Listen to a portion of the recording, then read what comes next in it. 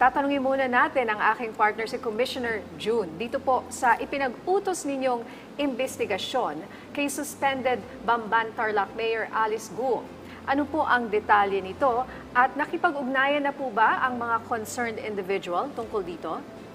Well, unang-una dahil nga sa isinasagawang investigasyon sa Senado ay nagawa po natin na mag-issue po ng letter of authority para magsagawa ng investigasyon sa mga individual at sa mga corporations na sangkot dito.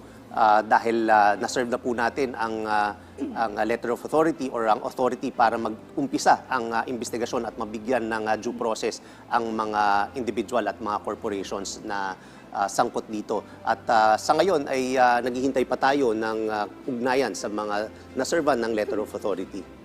So sir, ano naman po yung mga tinitignan ng BIR dito sa ikinasang investigasyon at ano rin po ang posibleng isasampang kaso kung mapapatunayang may paglabag sila? Well, dito ang tinitingnan natin ay doon sa lumalabas kasi sa investigasyon sa Senado ay maraming ari-arian at malaki ang kinikita. Kaya naman ito po ang tinitingnan natin, ang mga dokumento at detalye ng mga properties at mga kinita at iuugnay po natin yan sa mga na-file at nabayarang buwis. At titingnan po natin kung bayad ang mga karampatang buwis tungkol dito. At kung nakita po natin na hindi akma ito, ay magsasampa po tayo ng tax evasion. Pero bago po natin gagawin yan, ay bibigyan po natin sila ng due process para naman mapakita nila kung talagang nakapagbayad sila ng tamang buwis. So Commissioner, kasama dito yung mga sinasabing mga luxury cars, meron pang helicopter, may mga buildings at mga ari-arian po, allegedly itong si Mayor Guo. Tama po, kasama po yan kasi nga po marami nga pong ari-arian yan. Diyan na rin po yung chopper na na-mention po. So titingnan po natin yung mga halaga po niyan at again, iuugnay po natin yan sa mga nadeklarang income at kung makikita na bayad po yung buwis ay wala naman po dapat ikabahala si Mayor at yung mga involved po dito. Pero again, kung hindi po bayad ang buwis niyan, again, magsasampa po tayo ng kaso pong tax evasion. Pero ito ba magiging, ito yung magsiset up sa lahat ng may mga posibleng may kasong tax evasion? Ito yung magiging simula para yung iba, di ba? Kasi sa ngayon, siya yung pinakamainit na issue eh. So, posibleng yung ibang may mga itinatago dyan. Posible po. Actually, ongoing po yung ginagawa po natin na meron po tayong run after tax evaders na programa po at yung run after fake transactions. Yan po yung mga tinitingnan po natin at patuloy po yan. Ngayon po, dahil po dito sa mga kay Mayor at yung mga POGO operators ay tinitingnan din po natin yan at masusi po natin binabantayan po ito. Kasi hindi lang naman si Mayor Guo Yes. ang may mga luxury cars at Correct. mga ari-arian. Alright, sa ibang usapin naman, Commissioner, patuloy ang mga hakbang ng BIR para mapadali ang pagbabayad ng buwis ng ating mga kababayan. Magandang balita po ito. Ano po ang detalye sa inilunsad ninyong Ease of Paying Taxes Roadshow? Ito pong ginagawa po nating roadshow, ang layunin po nito ay mapaliwanag po sa mga taxpayers kung ano po ba ang nilalaman nitong Ease of Paying Taxes Law or EOPT Law.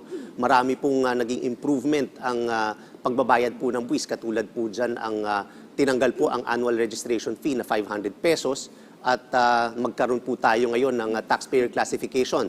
Meron po tayong kinaklasify na micro, small, medium at large taxpayers. At depende kung saan po kayo mag-fall dyan ay iba-iba na po ang magiging pag-comply ng tax. Kung micro and small, ang returns po na i-file natin dyan ay magiging mas maiksi kumpara sa medium and large taxpayers.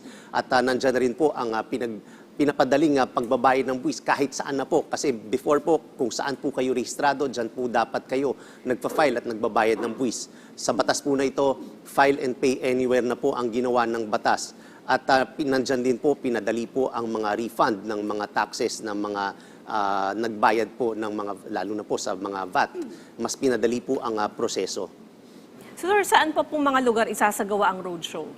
Ang roadshow po na to ay gagawin po natin sa buong bansa po. No? Nagsimula na po tayo, nakapunta na po tayo. Of course, sinimulan po natin dito sa Metro Manila.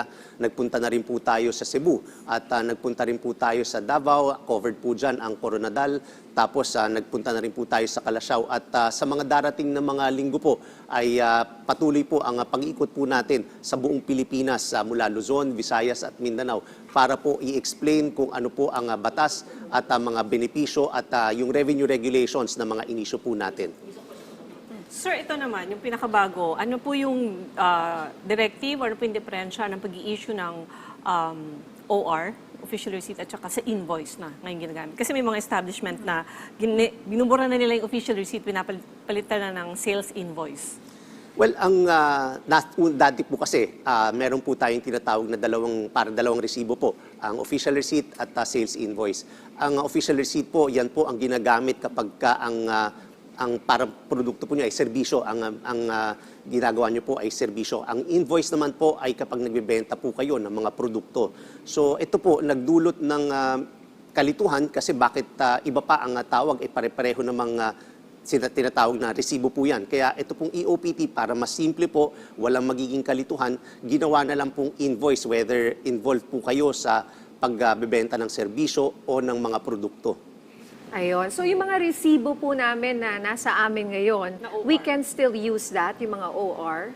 Pwede po, kailangan lang merong guidelines po tayo na sinusunod dyan, mag-submit ng inventaryo at kailangan lang po i-cancel yung official receipt at tatakan po natin ng invoice.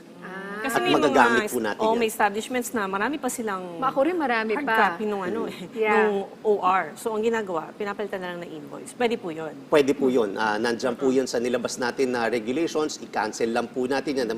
Tapos tatakan po natin ng invoice para yan po yung tinatawag na ma-convert po ang official receipt to invoice. So when you say tatakan, sino po ang magtatatak nun? Kahit kami na? Or? Kayo na po ang Okay. magtatatak nun. Basta po ang importante na kapag submit po kayo ng inventaryo na i-convert po na official receipt to invoice. Ayun, sabi ko sa iyo first day pa lang ni Commissioner June. Dahil natin tanong. Marami pa sana kaming tanong. Pero sige po, dahil first day niyo. I-reserva natin yan sa i-reserva susunod na natin linggo. sa susunod na linggo.